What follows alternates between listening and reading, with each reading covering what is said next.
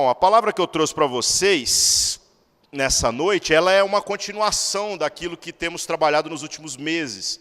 Nos últimos meses nós tentamos falar sobre o desafio da gente entender que a nossa vida deve ser uma oferta para a comunidade, e é legal que isso foi abordado aqui por diferentes pessoas a partir de diferentes prismas. Alguns falaram sobre como a nossa vida, para que seja uma verdadeira devoção a Deus, ela tem que fazer com que as pessoas de fora glorifiquem a Deus ao olharem para nós a nossa maneira de viver.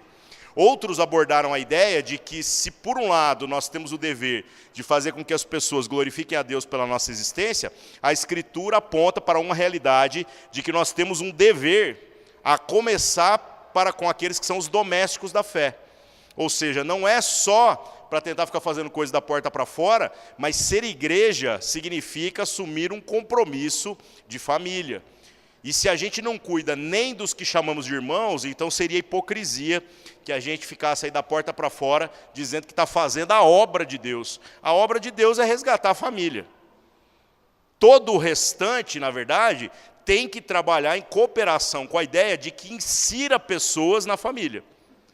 Agora, o freelancer de Jesus, o cara que acha que é o bastardo de Deus, isso não existe. Não existe relação com o reino de Deus se não for com a família. No mês passado, a gente progredindo essa ideia, falamos então sobre o grande inimigo, que às vezes nos atrapalha a conseguir então fazer da nossa vida uma oferta ao Senhor. E o inimigo são os nossos sentimentos, porque nós nos sentimos no direito de achar que a gente não tem que aguentar uns aos outros. Nós nos sentimos no direito, achando que Deus é obrigado a nos abençoar naquilo que nós desejamos. E o texto que a gente até tentou focar era o texto de Filipenses, se eu não me engano, no capítulo 2, quando a palavra diz que nós deveríamos ter em nós o mesmo sentimento que houve em Cristo Jesus. Ou seja, que a gente, mesmo tendo direitos, caso a gente tivesse, mas Jesus, mesmo tendo todo o direito, ele não fez nenhuma cobrança nesse sentido, muito pelo contrário, ele renunciou a tudo aquilo que lhe era direito para fazer o que fosse necessário para cumprir a vontade do Pai. O nosso inimigo, irmãos, é o nosso sentimento, é o que pensamos a nosso respeito. E a palavra, em muitas ocasiões, diz que não devemos pensar a nosso respeito além do que convém. Agora, o que queremos falar é um pouco mais sobre prática. Então, agora que eu entendi que a minha vida deve ser uma oferta, e agora que eu entendi que o grande inimigo sou eu mesmo, como que eu posso traduzir isso, se de fato fui tocado pelo Espírito Santo, numa prática coerente com a fé que professamos? E é aí que o bicho pega. Por quê? Porque rapidamente a nossa prática vai se consolidando em tradições que nem sempre têm compromisso com aquilo que a Escritura diz. Irmãos, a nossa tradição, se por um lado ela tem um peso histórico extraordinário, porque a igreja é fundamentalmente palavra e tradição. Por outro lado, toda tradição que não se enquadra na Escritura, se ela não for revista e se ela não for descartada quando ela é oposta ao ensinamento da Bíblia, isso vai gerar para nós uma pedra de tropeço. E muitas das tradições que nós temos incorporado na nossa prática, elas têm uma aparência de sabedoria, uma aparência de devoção, uma aparência de espiritualidade, mas elas não têm compromisso nenhum com aquilo que a Escritura diz, com aquilo que Deus deseja. Então não adianta o pensamento positivo, não adianta você fazer força tentando agradar a Deus, se você não trabalhar a sua jornada de espiritualidade dentro dos parâmetros que Deus deseja. E é muito fácil, viu, irmãos, a gente deixar a essência e começar a viver pela aparência. Por quê? Porque nós vivemos num mundo de aparência. Nós selecionamos aqueles que nós queremos que sejam os nossos amigos pela aparência e não pela essência. Você já não teve a experiência de repente ter uma pessoa que você não queria ser amigo de jeito nenhum, e pelas circunstâncias da vida, no final você descobriu que aquela pessoa insuportável era um grande sujeito, era um amigo para a vida toda? Já pensou se Deus nos tratasse pela aparência? Se Deus não olhasse ao coração? Estaremos todos nós enrolados, Então estamos sendo chamados por Deus para que a gente pare de ficar preocupado com a aparência. E a aparência não é a roupa do outro, não. Porque essa aparência é óbvia, essa aparência é até tola. A aparência é tudo aquilo que me chama a atenção conforme a cobiça dos meus olhos, conforme o meu interesse, conforme uma identificação de algo que se parece comigo. Porque, irmãos, o nosso coração nos engana no sentido de dizer para nós que tudo aquilo que parece comigo é bom. E é por isso que há alguns pecados que dificilmente você vai ver alguém apontar na sua própria existência. É muito fácil falar que o outro é fofoqueiro, mas é muito difícil falar que o fofoqueiro no grupo sou eu. É muito fácil falar que o outro é o nervoso, é o estourado, é o grosso, mas é muito difícil falar que essa pessoa sou eu. Quando, então, a pessoa é diferente de mim, eu sou rápido em apontar toda a estética da sua vivência, dizendo que isso não agrada a Deus. Mas eu não passo, na maior parte dos critérios que estabeleço, para os outros. Isso é viver pela estética. E isso, obviamente, é se distanciar daquilo que é a vontade de Deus para nós. O que devemos fazer, então? Irmãos, precisamos perseverar na palavra de Deus. Precisamos perseverar em traduzir numa prática tudo aquilo que recebemos da palavra, para que a gente não se perca em falsas tradições, em coisas que parecem ser de Deus, mas que não são. E infelizmente, viu, irmãos, o diabo existe, tá? E está aí para te atrapalhar do jeito mais engraçado que você possa imaginar. Que às vezes você está achando que o diabo vai botar uma pedra no seu caminho, que o diabo vai trazer doença, botar o filho na maconha, né? Gente, quem dera fosse tão simples assim. Porque se fosse, a gente faria uma fila, expulsava os capeta tudo e estava tudo resolvido em nome de Jesus. A autoridade para isso a palavra dá. Mas não é tão simples. O jeito que Satanás trabalha na nossa existência é mais a nosso favor do que propriamente contra. Ele é nosso inimigo, porque ele é inimigo da vontade de Deus, mas ele só é nosso inimigo se estamos buscando a vontade de Deus para a nossa própria vida. Senão, ele é nosso amigão. Porque sabe onde é que o diabo trabalha na sua existência? Ele diz para você assim, você merece. Você não precisa sofrer esse negócio aí. Não, você não tem que aguentar o fulano ou a fulana. Não, você não tem que acordar cedo. O diabo vai te lembrar de tudo aquilo que a sua carne diz que você tem direitos. E a Escritura diz para nós é outra coisa. Então, irmãos, como traduzir esse entendimento da Escritura numa prática coerente? E a palavra-chave, quando a gente pensa em prática, é oferta. Por que oferta? Porque, infelizmente, nós, na nossa tradição contemporânea, entendemos oferta de maneira equivocada. A gente fala de oferta, o cara já começa a trancar a carteira, achando que alguém vai rapelar o dinheiro dele. Realmente isso tem sido feito em muitos contextos, e por incrível que pareça, né, quem está tentando arrancar o dinheiro dos outros está indo muito bem. Porque as pessoas descobriram que dar o dinheiro é a parte mais barata da oferta que você poderia oferecer a Deus. E é mesmo. O ruim é quando Deus vai te pedir todas as outras coisas. A gente tem um testemunho de um pastor do nosso ministério, né, que diz que um dia o irmão dele falou isso para ele. O irmão dele que não era nem crente e tal, aí de repente o cara estava indo na Universal do Reino de Deus. E quando ele foi questionado, né, pelo irmão que era pastor, ele pegou e falou assim, rapaz, vem andar com a gente lá, tal, você está indo lá na Universal, esse negócio deve estar custando caro, né? E o cara se defendeu, ele pegou e falou assim, deixa eu te explicar um negócio, lá é barato, porque lá eu dou 4.000 conto por mês, entendeu? Eu dou 1.000 por culto, mas eu não tenho que ninguém me ligar de madrugada, eu não tenho que visitar ninguém no hospital, não tem pedido de oração para eu orar durante a semana, não tem que pequeno grupo para eu ficar sabendo dos problemas dos outros. Então lá é barato. Agora essa vida que vocês vivem aí, Deus me livre. E quando eu ouvi isso daí, eu falei, ele tem razão. Dar o dinheiro é barato. A oferta que Deus deseja de nós vai muito além do dinheiro. E aí eu queria fazer uma reflexão com vocês sobre como nós temos sido negligentes nas ofertas que deveríamos oferecer como gratidão a Deus pela salvação em Cristo Jesus, e nós não temos feito. O dinheiro eu vou deixar por último, porque como eu falei para vocês, ele é o mais barato. Eu queria falar nessa noite sobre as coisas mais caras. A primeira coisa que eu penso que é mais caro é a amizade, né? E oferta, viu, irmão? Sabe o que é engraçado de oferta? Porque oferta não está restrito a um valor, né? Oferta não está determinado. Dízimo é óbvio, né? Qualquer mula entende, né? Você vai lá, cata 10%, 10% de pouco é pouco, 10% de muito é muito. Mas dízimo é tipo regra para criança. Porque a criança, como ela não tem a capacidade de discernir o que é justo, você vai lá e coloca uma medida para ela. Fala assim, ó, você tem que tomar 2 copos de água por dia. Para um adulto, você diz assim, você deve se hidratar adequadamente. E seja generoso. E ele vai entender o que você está dizendo. Então, dízimo, irmãos, é lei. Embora ele é anterior à lei. Dízimo é para criança. É para quem ainda não entendeu.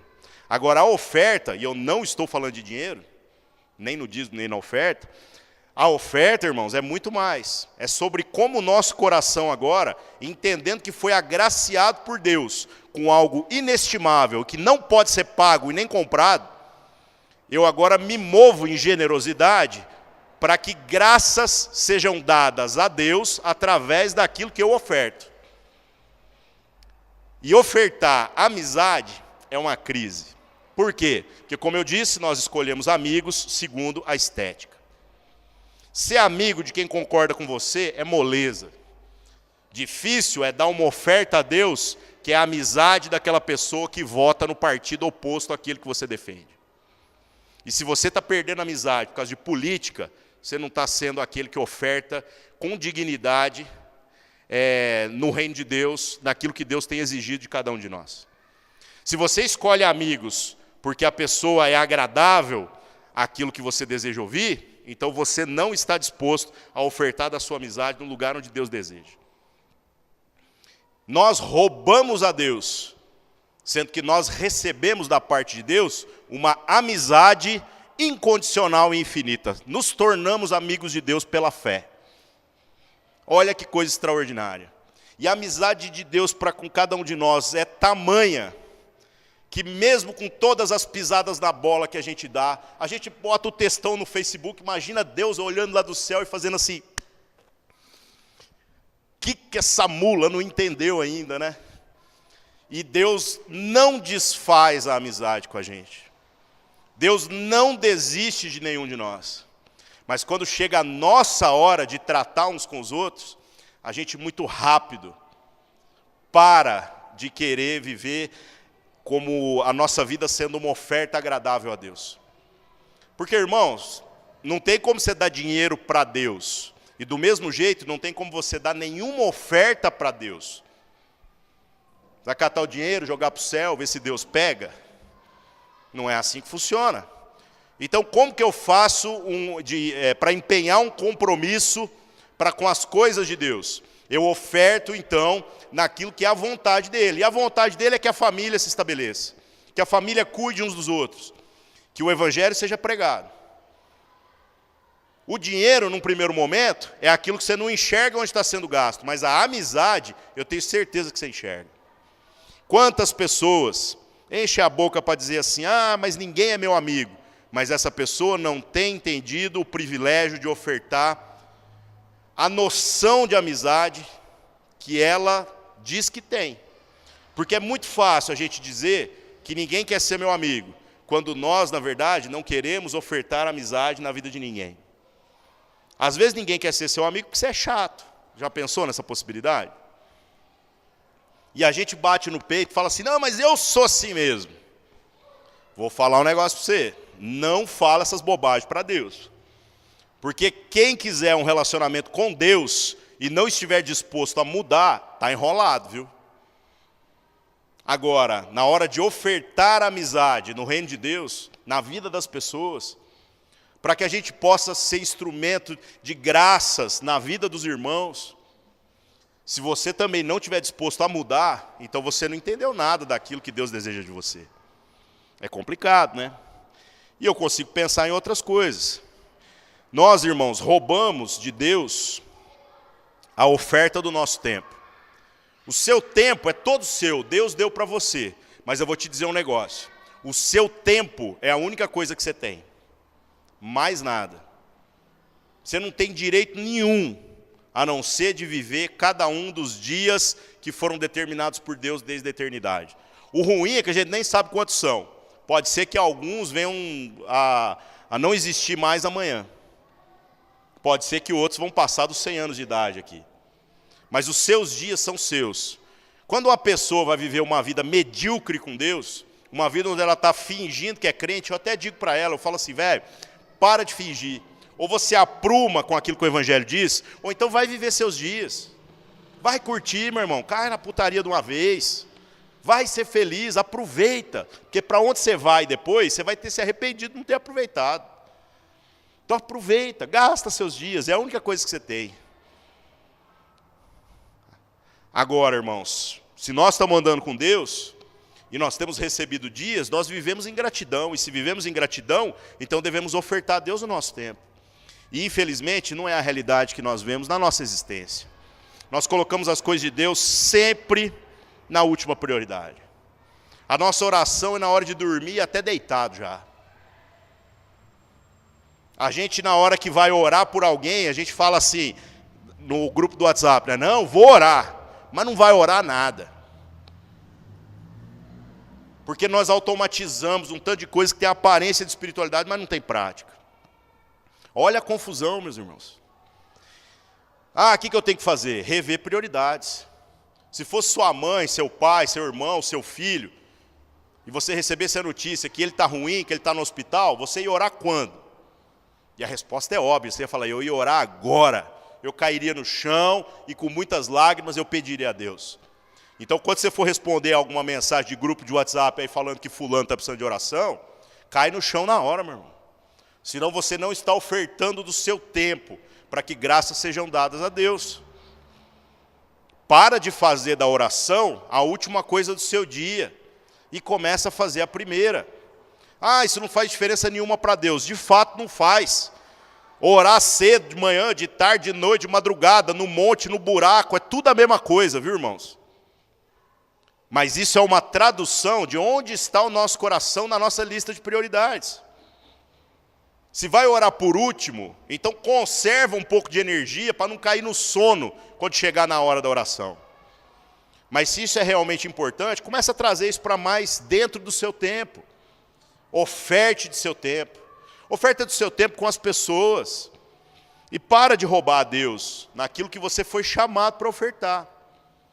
E vai piorando a situação, a gente vai vendo que existem outras áreas da nossa existência onde nós roubamos as pessoas.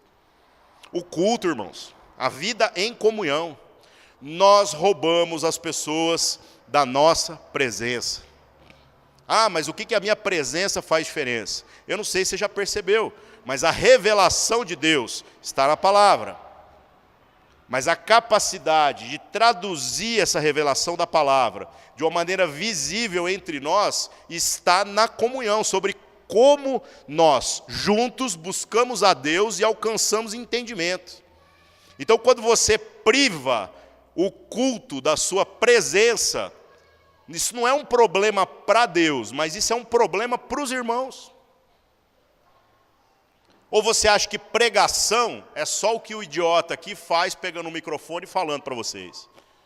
Você acredita que chegar mais cedo e cumprimentar as pessoas não é pregação? Irmãos, tudo que a gente faz prega. As músicas que a gente faz pregam. Ou sobre como a galera sai depois do culto para comer em algum lugar. Você acredita mesmo que isso não é pregação? De repente, o seu abraço, o seu cumprimento, ou simplesmente o sair para comer depois e trocar ideias e dizer, estamos junto, e está junto de verdade, isso pode ser muito mais abençoador do que a minha pregação aqui. Você pode pegar a palavra de Deus que tem recebido ao longo da semana, se de fato tem ofertado o seu tempo para Deus, e repartir com os irmãos de modo que eles possam ser abençoados em algo muito mais extenso do que simplesmente o texto que eu estou abordando. Então nós roubamos a Deus quando achamos que a nossa presença é apenas nossa. Quando a gente pensa apenas no nosso conforto e diz assim, não, eu vou ficar em casa porque eu estou cansado. Será que Deus cansa, né, irmão? Vocês já pensaram nesse negócio?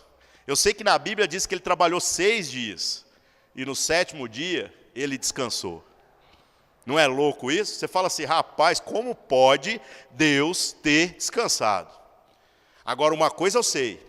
Quando Jesus andou como homem por sobre a terra, e aí Jesus estava lá no sábado curando gente, pregando o evangelho e ressuscitando o morto, aí os religiosos apareceram e falaram assim, você não pode fazer isso. Sabe por que você não pode fazer? Porque hoje é sábado e Deus descansou. E aí Jesus respondeu assim, o meu pai trabalha hoje e eu trabalho também. Então eu vou te explicar um negócio, Deus pode até ter o dia de folga, mas por causa daqueles que ele ama, ele trabalha até na folga. E nós? Qual é o nosso posicionamento diante da vida? Diante daqueles que Deus colocou, então, para que a gente aprenda a ser uma oferta agradável a Deus na vida deles. Nós estamos privando essas pessoas, nós estamos roubando elas daquilo que Deus colocou na nossa existência, que deveria levá-las a glorificar a Deus, ou nós estamos sendo generosos? Essa é a grande crise de entendimento que a nossa geração vive, porque nós nos achamos melhores do que os outros. Como igreja, viu, irmãos? Inclusive eu quero falar agora especificamente desta congregação.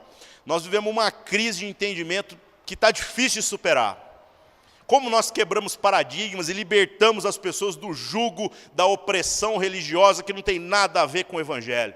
Mas muita gente, tendo experimentado da liberdade, achou que quando você é livre da lei era para fazer menos. E não entendeu que nós somos chamados por Deus é para fazer mais.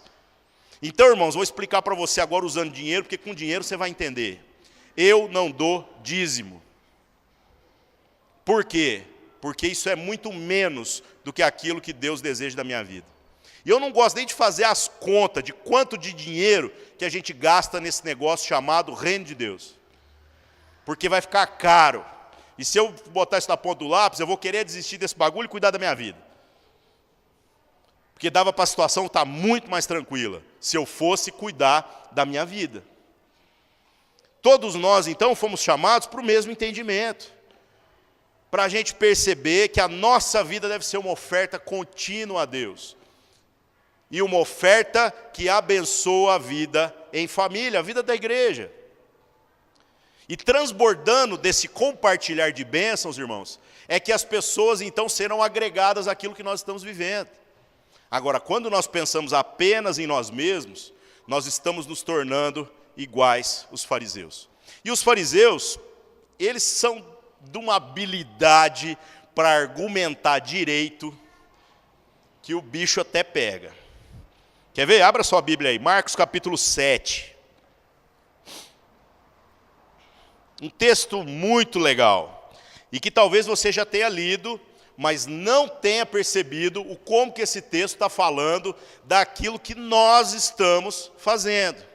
E em nome de Deus, hein? Mas que não tem compromisso nenhum com o Evangelho de Jesus. Marcos, capítulo 7. Nós vamos ler a partir do verso 5. Diz assim: Depois perguntaram-lhe os fariseus e os escribas, por que não andam os teus discípulos conforme a tradição dos antigos, mas comem o pão com as mãos por lavar? E ele respondendo disse-lhes, bem profetizou Isaías acerca de vós, hipócritas, como está escrito, este povo honra-me com os lábios, mas o seu coração está longe de mim. Em vão, porém, me honram, ensinando doutrinas que são mandamentos de homens. Porque deixando o mandamento de Deus, retendes a tradição dos homens, como o lavar dos jarros e dos copos, e fazeis muitas outras coisas semelhantes a estas. Pausa aqui um pouquinho, irmãos. Olha o tanto de coisa que nós dizemos que é ser uma pessoa devota a Deus e que não tem compromisso com o Evangelho. Já parou para pensar?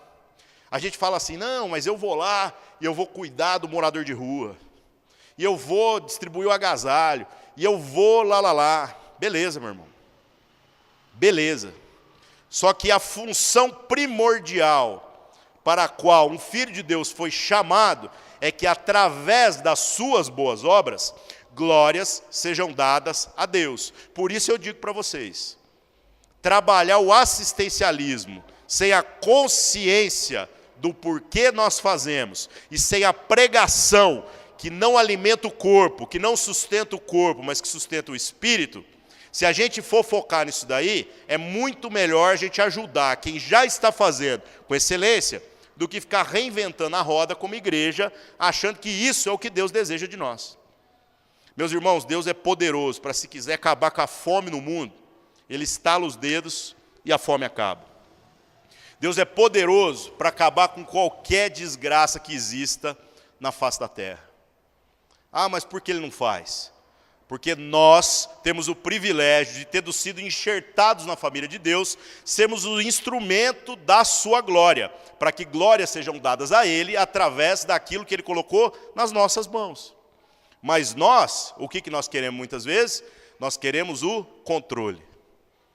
Nós queremos pegar o nosso dinheiro, e aí é legal pensar no dinheiro, né? E aplicar o dinheiro onde nos convém. E aí criamos uma tradição. A tradição diz o seguinte: o importante é ajudar os necessitados, não importa onde. E eu vou dizer um negócio para você, isso não é evangelho. Ah, mas ajudar os necessitados não é bom? É bom.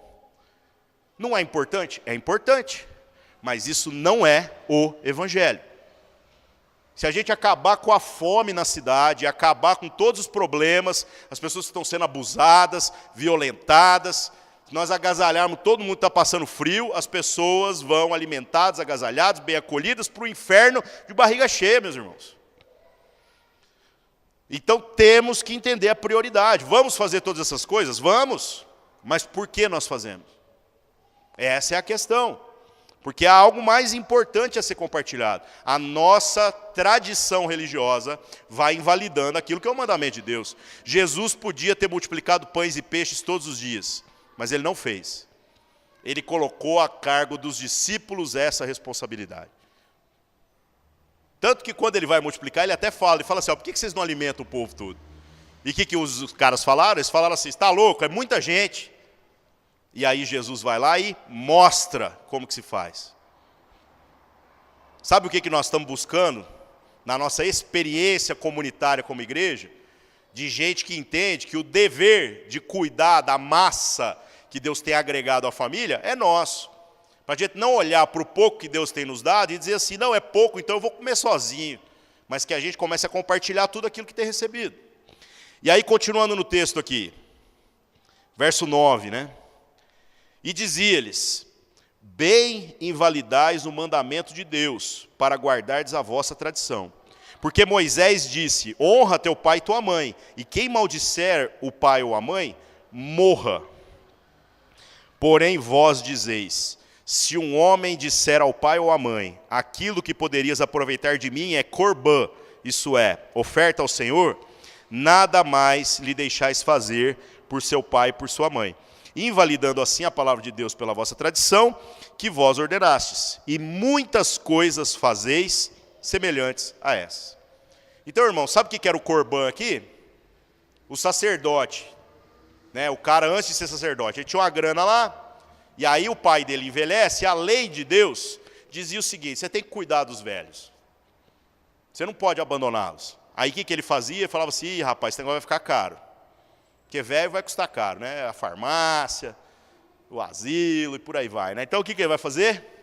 Ele pega e fala assim, não, tudo aquilo que eu recebi de Deus, agora eu estou dando como oferta. Então, como tudo que eu recebi é oferta ao Senhor, então eu estou livre de cuidar da minha família. Só que esses caras eram malandro, porque ele ia lá e mancomunava com o sacerdote.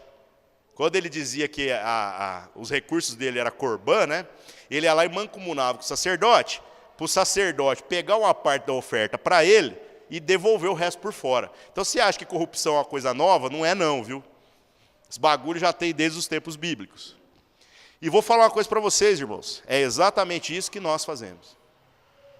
Nós dizemos para Deus, literalmente, que a nossa vida, que a nossa oferta, que o nosso tempo, que a nossa amizade é corbã. Senhor, eu te amo, então já que eu te amo, eu não tenho que amar mais ninguém, porque eu te amo. Como eu já dei o meu amor ao Senhor, então eu não tenho que amar mais nada. O meu dinheiro, Senhor, eu dei para o necessitado ali, porque o Senhor não pega dinheiro em espécie, né? Então, como eu já dei aquilo ali e isso agrada ao Senhor, então eu não quero me envolver com mais nada. A comunhão, ô Senhor, pelo amor de Deus, né? Eu já vi 2 vídeos no YouTube essa semana. Por que eu vou ter que me esforçar de estar juntando presencialmente com os irmãos, para a gente poder cultuar o Senhor, não achando que o Senhor está precisando de culto, mas com a consciência de que nós somos chamados para fazer isso juntos, é por causa uns dos outros e não do Senhor. Então assim nós vamos dando desculpas, e a nossa tradição invalida o mandamento de Deus. Sabe qual que é o mandamento de Deus, irmãos? A gente amar a Deus acima de todas as coisas, e a gente amar o próximo como a nós mesmos. Jesus disse que isso é o resumo da lei, e nisso até o fariseu concordava. Isso é o resumo de toda a lei.